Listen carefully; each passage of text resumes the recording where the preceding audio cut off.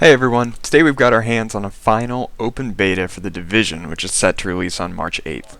The Division is Ubisoft's entry into the online RPG FPS genre that's arguably got its roots in Borderlands, but is going to be most closely compared against Bungie's Destiny.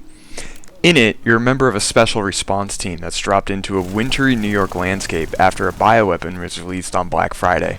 However, unlike Destiny and its Halo-esque gameplay, The Division stays much closer to the sort of tactical gameplay that we've come to know and love from Ubisoft and the Tom Clancy brand.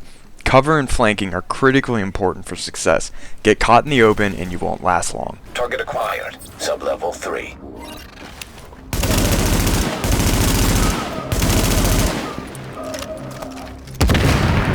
At times, this focus on realism contrasts not always elegantly with the MMO elements that underpin the game.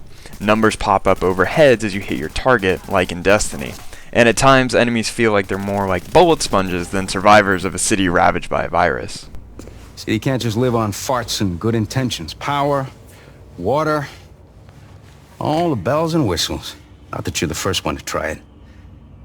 I hear a bunch of you people went missing when the shit hit the fan. Most of the missions are also equivalent to what would pass as a dungeon in something like World of Warcraft. You'll move through scripted areas with bags and crates, the Division's versions of chess, before arriving at a final boss battle. The named enemies feature special weapons, abilities, and extra armor.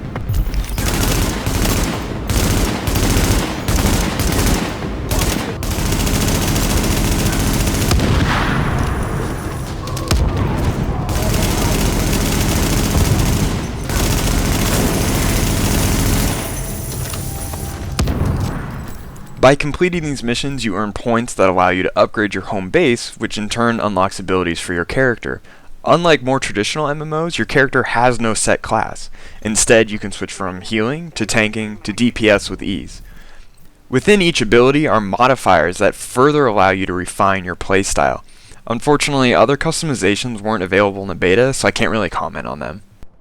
In the end though, The Division is probably going to rise or fall based not on its player versus environment, but its player versus player content. Almost half of the beta is filled with what's called the Dark Zone. The Dark Zones are parts of New York City that are ravaged by the virus and have basically been abandoned. It's every man for himself in there.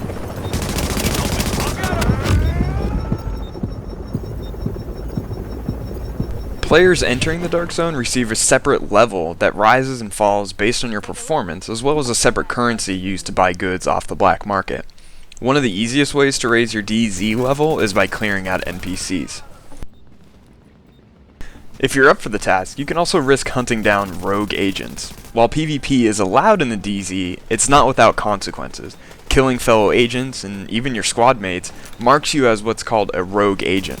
You'll appear on nearby players' HUDs, and you're fair game to be killed until the timer runs out. Survive and you'll get a big bonus. Die? A big penalty.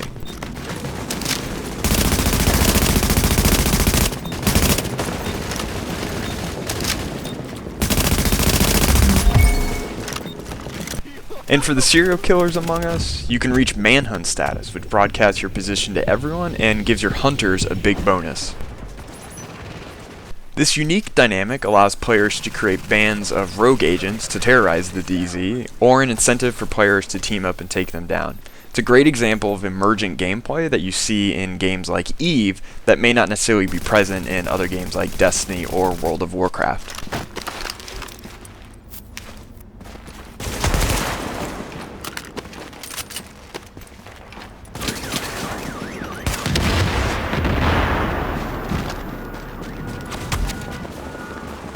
Another important part of the DZ is the loot system.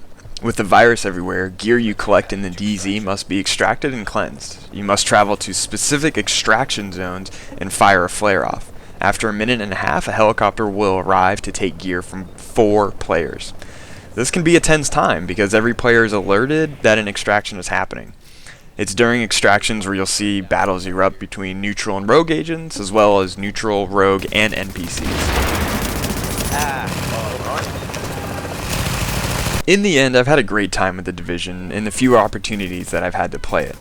I was initially skeptical after seeing some of the post-announcement footage, but I believe that Ubisoft has something that could be really fun. The big question will be its staying power. Destiny has managed to keep a large player base despite some questionable or straight up bad design decisions and a lack of content. The Division doesn't seem to be having those same problems, but will the players come? And more importantly, stay? Personally, I hope so.